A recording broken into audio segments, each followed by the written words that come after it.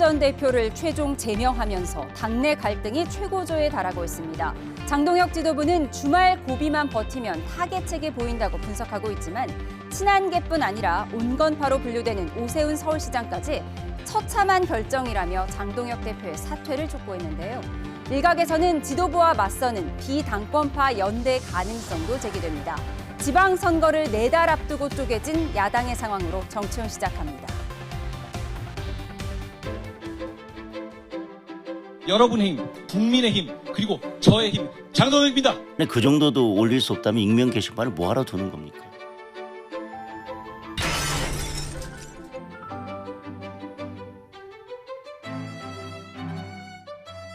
한동훈 전 대표에 대한 당원 징계안이 의결되었습니다.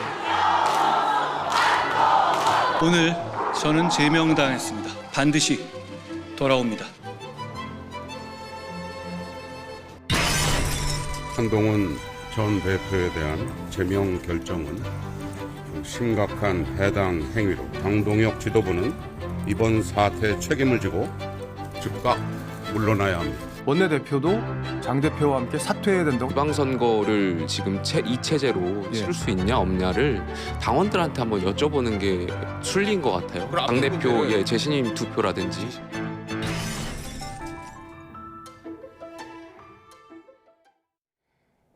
네, 오늘의 정치훈 김현정 민주당 대변인 강승규 국민의힘 의원과 함께합니다. 어서 오세요. 안녕하세요. 네, 지방선거를 앞두고 장동혁 대표에게 공천을 받아야 할 오세훈 시장마저 기어이 당을 자멸의 길로 몰고 갔다면서 장동혁 대표 물러나라라고 촉구한 게 좀 눈에 띕니다. 지금 당 분위기 어떻습니까? 이번 징계는 뭐 강공이냐 뭐 아니면 그냥 넘어가냐는 선택의 문제가 아니라요. 당의 어떤 질서를 바로잡는 원칙과 질서의 문제입니다.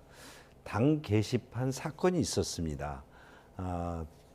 당 대표의 가족이 대통령 부부를 험담하는 내용들이 반복적으로 올라왔지요. 그래서 이에 대해서 징계위가 있었고 윤리위가 있었습니다. 이에 대해서 재심 기간도 뒀습니다. 그러나 한동훈 전 대표는 이에 대해서 조작이다, 부정으로 일관했지요. 그러면 이에 대해서 당은 시스템에 의해서 이에 대해서 징계를 할 수밖에 없었고 그것은 원칙과 질서를 바로잡는 그런 판단이라고 생각합니다. 네, 좀 지도부와 같은 의견을 주신 것 같은데 이 친한계의 반발은 당연한 수순이라고 하지만 오세훈 시장의 사퇴 요구가 좀 예사롭지 않습니다. 오세훈 시장은 어쨌든 지방선거에서 장동혁 대표에게 공천을 받아야 하는 입장이잖아요. 네. 그런데 지금 이 체제로는 도저히 선거를 치를 수 없다 이런 입장인 걸로 보이죠. 일단 지금 최근에 이제 서울 같은 경우에는 여론조사에서 이제 박빙으로 있다가 민주당 후보들이 이제 우세하게 나오는 것들 여론조사가 많이 나오고 있거든요.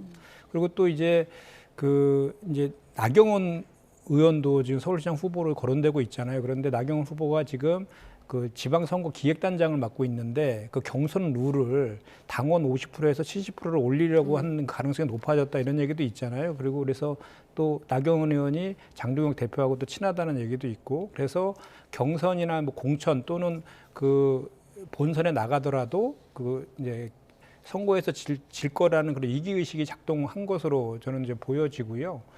그리고 이제 장동혁 대표 같은 경우에는 이제 여기서 밀리면 본인이 죽는다라는 그 생각을 한 것 같아요. 그래서 지난번엔 8일간의 그 단식 이후에 또 당내 그 의원들의 그 분위기도 처음에는 이제 이 제명은 좀 심하다라는 그 분위기가 압도적이었는데 한동훈 전 대표도 좀 문제가 많다라는 식으로 기류도 좀 바뀌었다고 하고 또 최근에 있었던 그 여론조사에서도 국민의힘 지지층에서는 이 제명에 찬성하는 여론이 또 높게 나온 것도 있고 그래서 그런 것들도 또 명분이 더 주어진 것 같아요. 그래서 그 장동혁 대표는 윤 어게인 세력들의 지지를 받아서 당대표가 됐잖아요. 그래서 그 세력들을 힘을 빌어서 그 정적인 한동훈 대표를 제거하고 당권을 지금 강화시키려고 하는 의도가 있는 것 같습니다. 그래서 앞으로도 이제 그 국민의힘은 지금 그 뭐 한동훈 계에서 장동혁 대표의 사퇴를 좀 요구하고 있는 그런 상황 아닙니까? 그리고 뭐 주말 집회라든지 이런 것들이 계속 연이어서 이제 예상이 되는데 극심한 그 내부 분열 속으로 들어가서 생존 투쟁이 벌어질 것 같다는 생각이 듭니다. 예, 어제 제명 통지서를 보면요. 전직 당대표 한동훈도 아니고 73년생 한동훈을 제명한다 이렇게 써 있더라고요. 그러니까 한동훈 전 대표에 대한 호불호를 떠나서 어쨌든 당원 게시판에 대통령 부부를 비판하는 글을 가족들이 올렸다고 해서 전직 당대표를 제명할 정도이냐, 이 부분을 중도 민심이 어떻게 바라볼지가 이번 선거의 관건 아니겠습니까?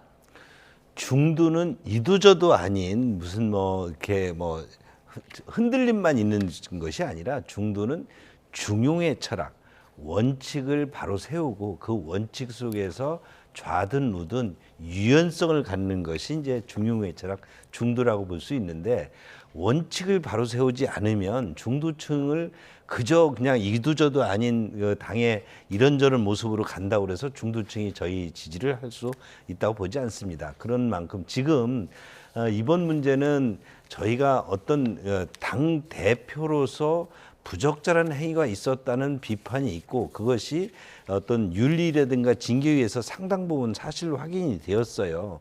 그런데 이런 부분을 끝끝내 조작이다, 부정을 하면서 이에 대해서 반발하니까, 그러면 당의 시스템은 뭐가 되는 것이죠?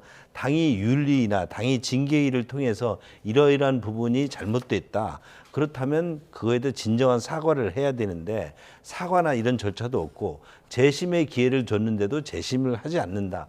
그렇다면 당의 시스템이 이것을 그대로 두고 갈 때는 당의 시스템은 없는 것이죠. 그러면 국민의힘이 중도는 고사하고 보수의 어떤 지지층으로부터 이탈될 수밖에 없기 때문에 우선 선거를 앞두고 있지만 원칙을 바로 세운다. 그 원칙 속에서 우리가 외연을 확장하는 유연성을 발휘하겠다는 게 지금 지도부의 의견이고, 이런 부분에 대해서 지금 전반적으로 당에서도 여러 가지 의총이나 이런 부분에서 그런 분들이 지금 지배적이었기 때문에 이번 징계가 확정된 것으로 그렇게 보입니다. 예, 지지층 결집을 위해서 불가피한 제명 선택이었다라고 말씀을 하셨는데, 물론 반대되는 의견도 많이 있습니다. 지금 친한계에서는 장동영 지도부 물러나라고 하고 있고, 앞서 전해드린 것처럼 오세훈 시장도 반발하는 입장인데, 민주당에서는 이 전현직 대표, 사실은 엄청나게 가까웠던 두 사람의 이 분열에 대해서 어떻게 바라보고 계세요? 일각에서는 민주당이 야당복이 너무 많다, 이런 얘기도 나오더라고요. 네.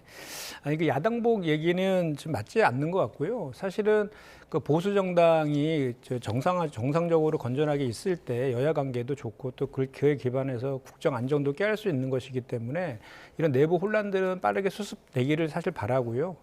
다만 이제 뭐 우리 민주당에서도 여러 가지 내부적인 이제 이슈들이 좀 있잖아요. 합당 이슈라든지 또는 또 긍정적인 이슈들도 있는데, 그런 이슈들이 이제 이 장안 갈등의 이슈에 묻히는 그런 측면은 좀 있다라고 보여지는데, 어쨌든 좀 우려스러운 것은 지금 어쨌든 장동혁 대표 체제가 윤호개인 정당을 포방했잖아요. 그 윤석열이 그 사형을 구형받는 날 제명을 결정한 것이잖아요. 그래서 윤호개인 정당을 하겠다라는 것을 명확하게 지금 밝힌 것인데, 그렇다라고 하면 내란 청산이 시기가 좀 늦춰질 수도 있고, 또 내부의 극단적인 이런 그 분열 양상들 때문에, 그러지 않아도 지금 그 이재명 대통령께서 민생 법안들 처리 속도가 너무 느리다라고 하소연을 하셨잖아요. 그런 민생 법안들이 또 이렇게 발목 잡힐까 봐 그런 것들이 사실은 좀 우려됩니다. 예. 한동훈 전 대표 제명 결정 4시간 후에 기자회견을 열었습니다. 단 6문장의 입장문의 요지는 반드시 돌아온다는 거였는데요. 그렇다면 한동훈 전 대표에게 놓인 선택지는 어떤 게 있을까요? 갑론을박 들어보시죠. 한동훈의 새벽은 그런 정치를 하면 오지 않아요. 제명됐는데 나가야죠. 오동잎 떨어지면 가을이 온 것을 알아야 돼요. 그때 나가서 건전한 보수 정치인으로 탈바꿈해야지 윤 어게인 세력들하고 어떻게 동침합니까? 잘 됐어요. PK 지역 아니면 볼경 지역. 내가 굳이 그런다면은 인천 계양에 가서 이재명 대통령 그 지역구 가서 한번 붙는 거지. 조국을 이기고 오겠다라고 하는 명분 정도 가지고 가는 게 어떨까. 경우의 수를 살펴보겠습니다. 전재수 의원이 부산시장으로 나갈 경우 부산 북갑이 비게 되는데 보궐에 출마하면 조국 대표와 빅매치가 성사될 수도 있습니다. 주호영, 윤재옥, 추경호 의원이 대구시장에 출마할 경우 보수의 텃밭 대구 지역에서 국민의힘 후보와 경쟁할 수도 있죠. 인천, 계양, 을은 이재명 대통령 전 지역구로서 성남 라인 김남준 대변인의 출마 가능성이 거론되는 곳입니다.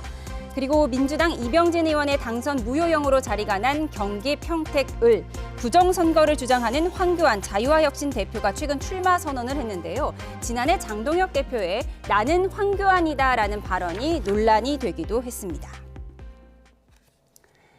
네, 반드시 돌아오겠다라고 정치적 복귀를 의미한 한동훈 전 대표. 지금은 무소속 출마 가능성이 거론되고 있어요. 뭐 가만히 있을 수는 없으니까요. 어떤 가능성을 가장 높게 보세요?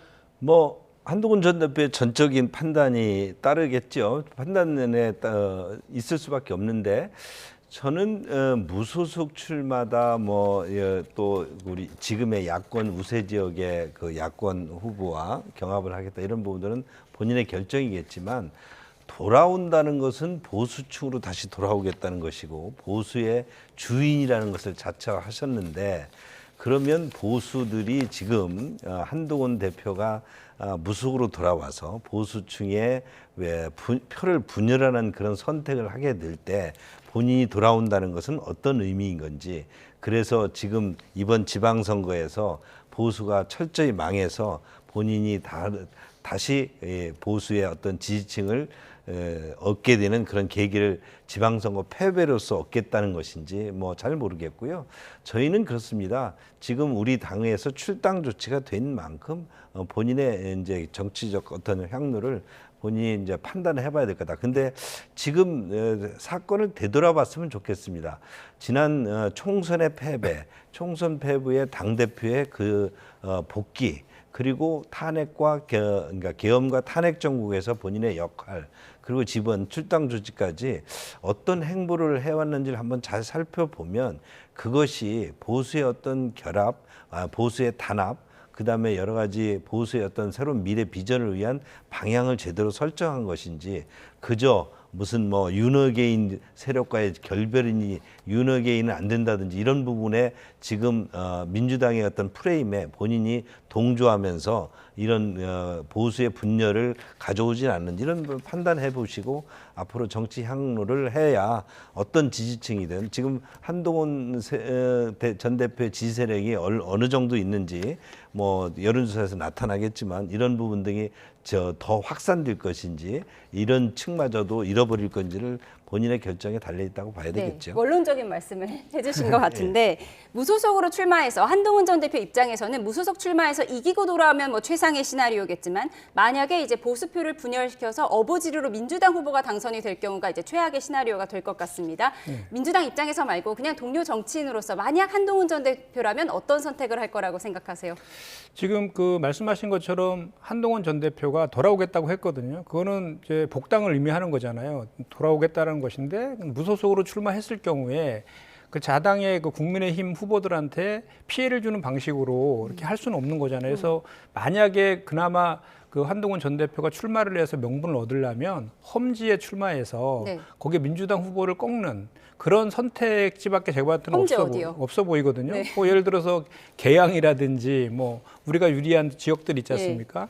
그런 곳에 가서 이제 살아 돌아오면은 의미가 있을지 모르겠지만 실제로 거기서 또 낙선을 하게 되면 그 재기가 또 훨씬 더 힘들어지는 그 측면이 있어서 그런 선택들을 한동훈 전 대표가 할지는 좀 미지수라고 저는 생각을 하고 지금 한동훈 대표의 선택지가 이제 말씀하신 것처럼 이제 지방선거나 보궐선거에 출마하는 선택지가 하나가 있을 수 있고 또 하나는 이제 백의종군하는 방식이 있어요. 국민의힘 후보들을 지원 유세하면서 백의종군하는 방식이 있고 또 하나는 정말 그 지방선거에서 장동혁 그 호가 정말 폭망하기를 바래서 그 이후에 이제 아무래도 지방선거에 그 패배를 하게 된 그 책임론이 뒤따르잖아요. 그때 이후에 이제 복귀를 그 노리는 이런 정도의 선택지가 있을 것 같은데 여러 가지 차원에서 봤을 때 한동훈 전 대표가 그 처음에 했던 그런 그 본인들의 자기 정치 그것이 당내에서도 지금 많이 이제 그 명분들을 많이 잃어가고 있는 것 같아요. 그래서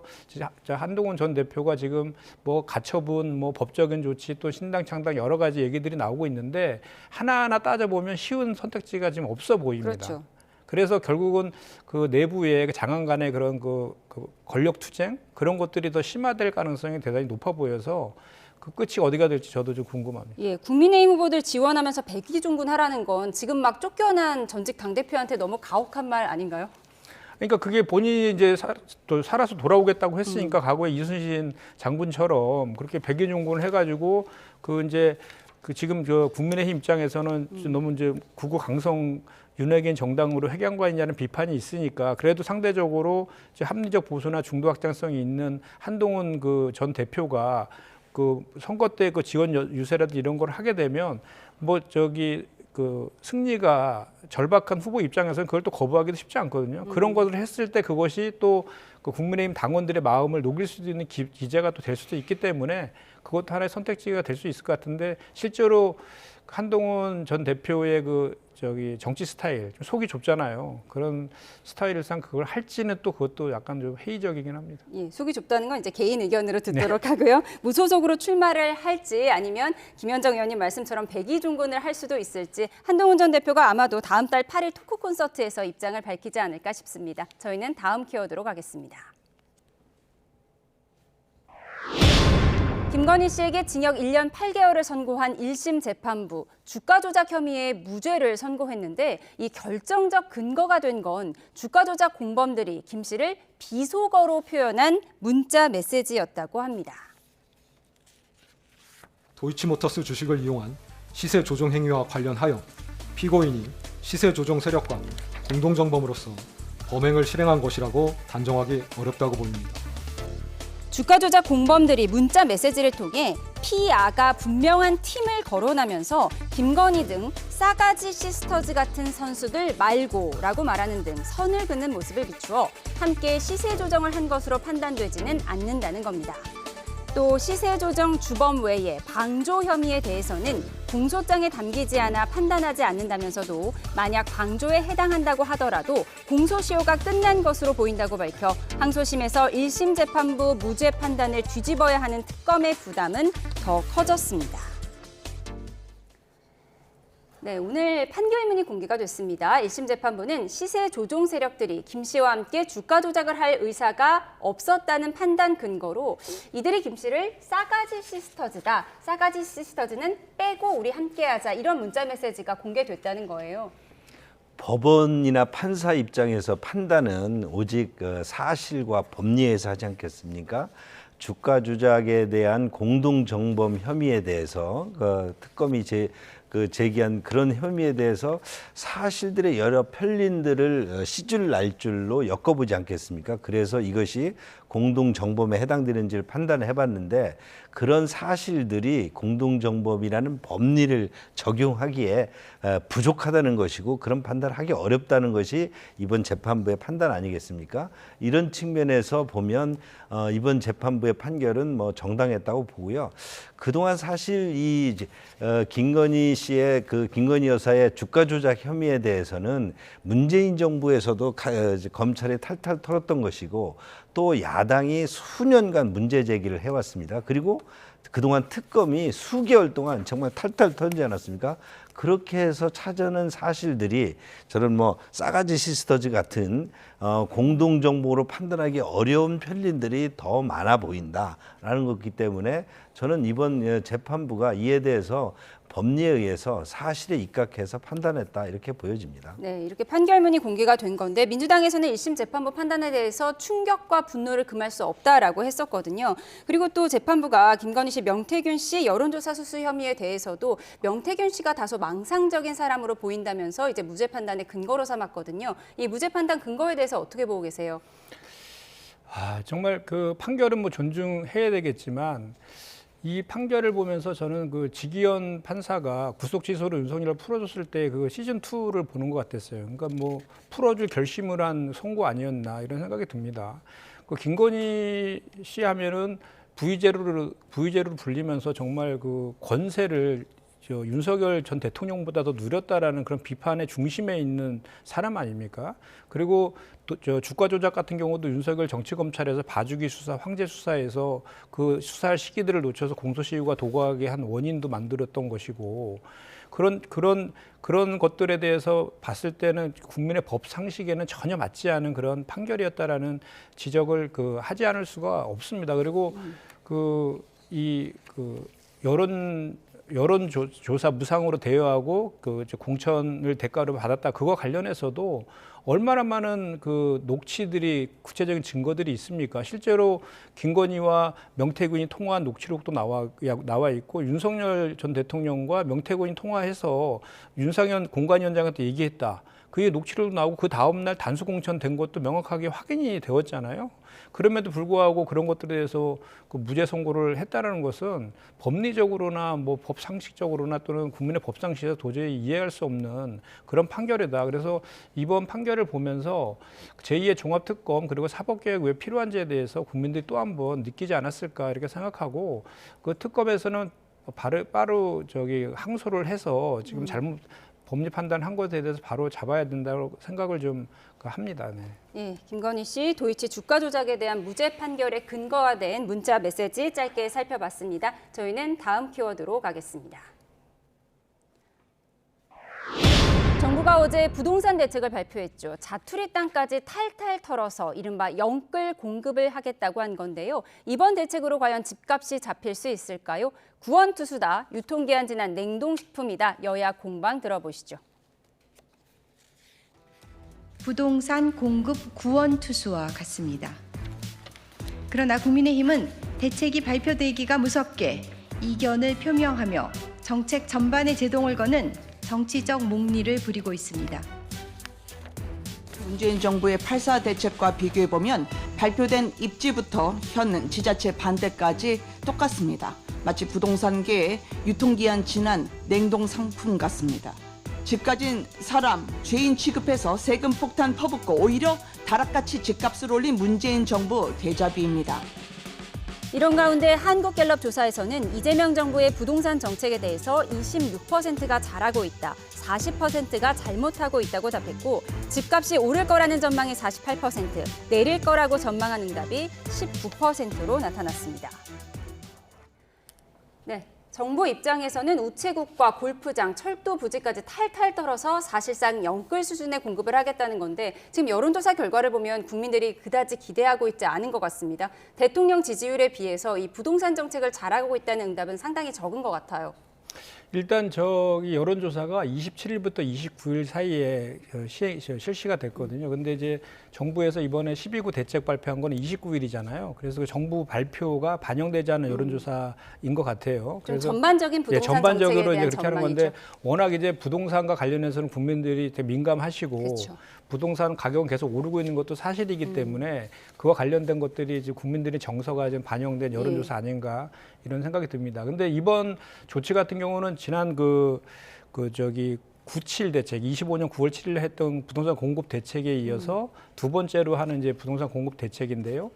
이제 97 대책의 핵심은 올해 11만 호를 착공한다는 것이거든요. 그 착공에 이어가지고 추가 물량을 구체적으로 도심에다가 6만 호를 공급하겠다라는 것이어서 지금 실수요자 중심으로 도심에 대한 수요가 많지 않습니까? 그런 실수요를 반영한 그 공급 대책이라고 보여지고요. 단 한 가구라도 더 공급하겠다는 열정을 가지고 해서 영끌 우체국 부지까지 그렇게 좀 표현을 한 것 같은데요. 하여튼 이번에 했던 정부의 공급 대책은 공공 중심으로 도심에 그리고 청년과 신혼부부 중심으로 공급하겠다. 이게 키워드 같고요. 그리고 구체적으로 언제 어디에다가 어떻게까지 착공 시기부터까지도 구체적으로 했던 그런 그 실질적인 그 공급 대책이라고 저는 생각을 하고요. 그리고 또 앞으로도 이런 국공유지라든지 노후 청사라든지 이런 것들을 복합 개발하는 방식 그런 것들이 더 찾아서 추가적으로 공급하겠다고 하고 있으니까 어느 정도 그 시장을 좀 안정시키는 그런 효과는 있지 않을까 이렇게 생각을 합니다. 예, 민주당에서는 구원투수와 같은 공급 대책이라고 했고 국민의힘에서는 문재인 정부 때와 똑같은 대책이다. 유통기한 지난 냉동 상품 같다라고 평가절하했습니다. 어떻게 바라보세요? 이재명 대통령의 여러 가지 얘기 중에서 제가 가장 저에게도 귀에 꽂히는 얘기가 있었는데 시장을 이기는 정부도 없지만 정부를 이기는 시장도 없다 이런 표현을 했습니다. 그 저는 후반부에 정부를 이기는 시장도 없다. 그러면 반시장적인 정책을 앞으로도 계속 쓰겠구나 이렇게 생각했습니다. 저희 지금 우리 경제에 두 가지 큰 현상이 나타나고 있는데 주가는 오르고 있지만 실물 경제는 턱없이 지금 내려가고 있습니다. 이런 부분 등이 과연 주가가 저 오르는 부분이 지속성이 있을 것이냐, 기업들의 반시장 정책이 계속된다면 저 주가를 계속 우리 실물 경제가 받칠 수 있을 거냐 이런 한 의문이 있고요. 부동산 정책이 오면 더욱더 그렇습니다. 부동산 시장에서 지금 부동산에서 수요와 공급을 맞춰줘야 되는데 공급을 억누르면서 수요를 억누르는 것으로 이렇게 지금까지 이어왔습니다. 그러다 견디다 못하니까 영끌이라는 표현까지 하면서 지금 서울과 경기 지역의 어떤 남은 택지들을 다 끌어다 놨습니다. 근데 이것은 지금 그동안 문재인 정부에서 실패했던 거의 공릉동이라든지 용산이라든지 다양한 지방 여건과 맞지 않고 기존의 부동산 정책에서 여러 가지 한계가 있었기 때문에 이것을 공급하지 않았는데 이것을 하겠다고 했다가 결국 문재인 정부도 실패한 것을 또다시 재탕한다. 이것이 과연 시장에 반하는 정책이냐. 공급을 늘리는 시장 정책으로 온 것 같지만 실질적으로는 이것은 그저 하나의 수요 억제에 대한 반작용으로 지금 시장이 어려우니까 시장의 공급을 더 늘리겠다는 그저 시그널만 있을 뿐이지 실제 이것이 정책으로 실현 가능성이 있을지는 굉장히 의문이 남습니다. 예, 구원투수일지, 유통기한 지난 냉동 상품일지 부동산 정책에 대한 여론조사 결과 살펴봤는데요. 또 다른 여론조사 하나 보도록 하겠습니다. 민주당과 조국혁신당과의 합당에 관한 여론조사가 있었는데요. 좋게 본다는 응답이 28%, 좋지 않게 본다는 응답이 40%로 나타났고요. 민주당 지지층으로만 좁혀본다면 좋게 본다가 48%, 좋지 않게 본다가 30%로 나타났습니다. 이 두 당이 언젠가는 합당할 것이다. 많은 국민들이 예상은 하지만 생각보다 좋게 본다는 응답이 많지가 않더라고요.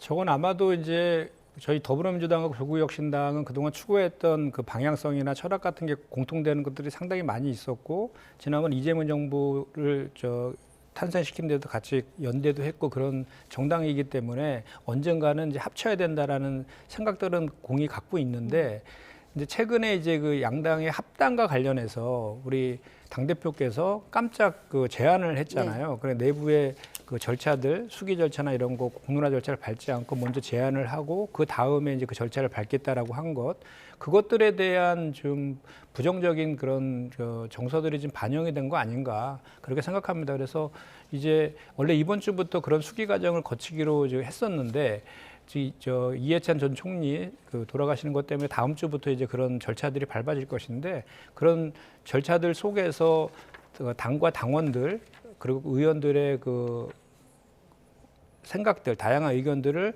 어떻게 잘 수렴해 나가느냐 하는 과정 관리가 대단히 중요한 그런 시점이다라고 생각합니다. 말씀하신 것처럼 이해찬 전 총리 애도 기간 동안 이렇게 좀 억눌러 놓긴 했지만 이 애도 기간이 막바지에 다다르면서 민주당도 폭풍 전야입니다. 키워드 보여주시죠. 조국혁신당과의 이 합당 논란 속에서 한 문자 메시지가 포착이 됐는데요. 이 미략설까지 제기됐습니다. 미략, 나누어 먹기, 당명 변경 불가. 한 민주당 최고위원과 국무위원의 대화인데 정청래 대표가 작당 모의를 하는 것 아니냐는 친명계의 의심을 보여줍니다.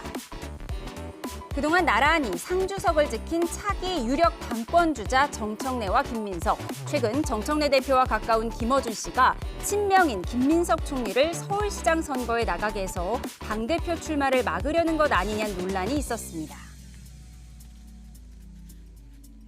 서울시장에 나갈 의사가 없어서 여론조사 같은데 포함시키지 않았으면 좋겠다는. 그거는 제가 알아서 할게요. 이쪽이 결정할 일이에요. 민주당의 당대표라는 건 자랑스러운 일이죠. 로망이 있죠. 김민석 당대표 출마를 막으려고 그런 얘기도 있더라고요, 세상에. 아니, 여론조사에 김총리 이름을 넣으면은 그 당대표 출마가 막아집니까? 이런 가운데 황운하 의원이 합당 시 조국 대표가 공동대표가 돼야 한다고 주장했다가 당으로부터 강한 경고를 받았습니다. 조국 신당의 독자적인 가치 비전 뭐 이런 것 등이 담기려면 조국 대표가 공동대표로 참여를 해야만이 그것이 유지될 수 있다고 봅니다.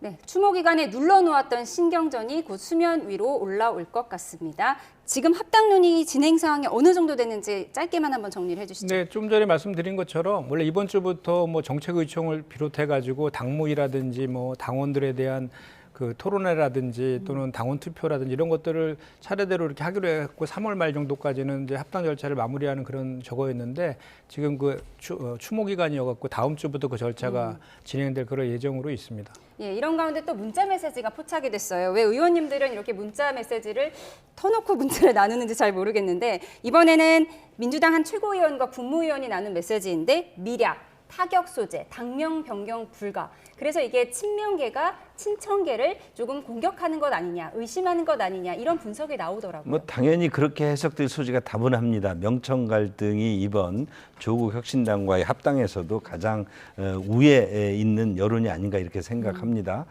그 문자 메시지가 이게 노출됐다는 것은 뭐 자연스럽게 노출될 수 있지만 의도적인 노출도 있을 수 있겠죠. 지금 당의 정체성 문제도 있지만 선거를 앞두고 선거 공약적 정치 공학적인 어떤 합당이라는 것도 채택도 있지만 특히 더욱더 지금 우리 국민들이나 또 민주당 당원들한테 지금 아주 초점이 되고 있는 것은 명청 갈등 그를 통해서 이 정청래 대표의 연임 그리고 지금도 뭐 김어준 방송인과의 어떤 상황에서 나타났지만 다음에 김민석 총리를 이재명 대통령 입장에서는 당대표로 내세우려고 하는데 이에 대해서 이렇게 뭐 명청 갈등 차원에서 또 정청래 대표에서 막으려는 게 아니냐 연임을 또 하기 위한 여러 가지 조국 혁신당과의 어떤 협약 아니냐 이런 부분도 제기되고 있는 것이죠. 예, 그러니까 당대표 나갈 거라고 말한 김민석 총리, 나갈 예정인 김민석 총리가 서울시장은 안 나갈 거니까 여론조사 빼달라고 했는데 김어준 씨가 그건 내 맘대로 할 거다 이런 얘기를 한 거예요. 뭐 그렇죠. 그런 대화에서 보면은 김민석 국무총리는 여전히 당대표로 나가는구나. 이걸 또 김어준 또 정청래 대표와 김어준 방송인과의 어떤 유착선은 또 상당히 보편화된 얘기 아닙니까? 이런 측면에서 계속 김민석 국무총리를 서울시장 후보로 여론조사도 넣고 이렇게 어떤 띄우는 것은 그런 부분이 다분히 있다고 보는 것이기 때문에 지금 저희들도 뭐 우리 아주 관망하는 입장이지만 명청 갈등이 앞으로 폭발 직전이겠구나. 앞으로 어떤 형태로도 폭발되겠구나. 이렇게 보고 있지요. 예, 민주당에서는 물론 공식적으로는 명청 갈등은 없고 모두가 친명이라고 말하고 있습니다만 모두가 명청 갈등으로 분석은 하고 있습니다. 이런 가운데 대통령이 박찬대 전 원내대표와의 비공개 만찬 소식을 알렸습니다. 비공개 만찬인데 굳이 알렸습니다. 어떤 이유라고 보세요? 그 사실은 박찬대 전 원대가 1기 원내대표였거든요. 우리 당에. 네. 그런데 그때는 우리가 야당이었거든요. 근데 야당이기 때문에 이제 이재명 대통령이 뭐 관저로 초대를 하고 싶어도 할 수가 없었잖아요. 그래서 2기, 3기는 초대를 했거든요. 그래서 이제 1기에 있던 박찬대 의원뿐만 아니라 그 원내대표단 전체를 초대를 해가지고 이렇게 만찬을 좀 하려고 하는 것 같거든요. 그거를 크게 정치적으로 뭐 이렇게 해석할 필요는 없어 보이고, 그다음에 명청 갈등 관련해서 뭐 장안 갈등보다는 더 심하겠습니까?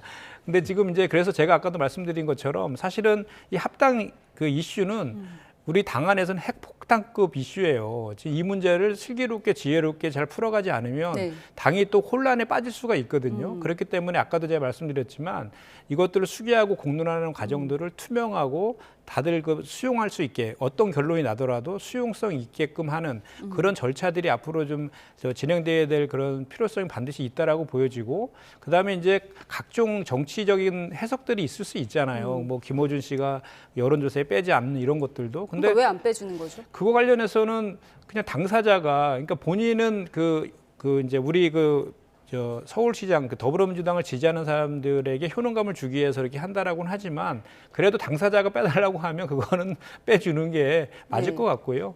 그리고 이제 앞으로 이제 다시 한번 말씀드리지만 뭐 국민의힘도 마찬가지고 더불어민주당도 마찬가지지만 항상 정치는 항상 그 생물이라서 어떤 상황들이 발생할지 모르겠는데, 다만 중요한 것은 그 어떤 그 사안이 발생했을 때 그걸 어떻게 해결하고 풀어가느냐가 상당히 중요한 것 같습니다. 그 과정 관리가 대단히 중요한 건 시점 같습니다. 예, 이재명 대통령이 왜 박찬대 원내대표의 비공개 만찬 소식을 알렸는지도 좀 궁금한데, 최근에 이재명 대통령께서 국회 입법이 느리다는 불만을 많이 표출을 하셨어요. 그런데 사실은 국회 입법이라는 것이 지금 민주당의 의지가 있으면 추진할 수 있는 것인데, 이것이 정청래 대표에 대한 불만을 표출한 것 아니냐, 일각의 분석도 있거든요. 어떻게 보십니까? 뭐 그런 시그널도 있을지만 이재명 대통령이 국회가 일을 안 해서 지금 어렵다 얘기하는 것은 정말 어불성설이죠.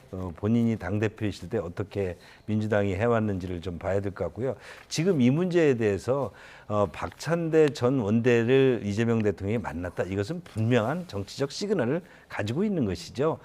지금의 정청래 대표의 당대표 운영 방식에 대해서 불만을 가지고 있는 것이고, 그것이 지금 뭐 조국 혁신당의 통합 문제나 여러 문제에 있어서 지금 명청 갈등에 대한 여러 가지 시그널을 지금 보내는 것입니다. 이런 부분들이 이제 지방선거를 계기로 아주 폭발을 할 텐데, 지금 이 정청래 대표도 고민이 많을 것입니다. 이 부분을 어디까지 감추고 그저 감싸고 갈 것인지, 아니면 이게 평온한 것으로 갈 것인지, 아니면 정말 실력 대결을 할 것인지, 그 시점이 저희들도 언제쯤 나타날지 한번 지켜보고 있습니다. 예, 이해찬 전 총리의 애도 기간이 끝나면서 명청 갈등이 수면 위로 어떤 양식으로 올라올 수 있을지 주목해 보도록 하겠습니다. 지금까지 정치온 김현정 민주당 의원, 강승규 국민의힘 의원과 함께했습니다. 고맙습니다. 감사합니다.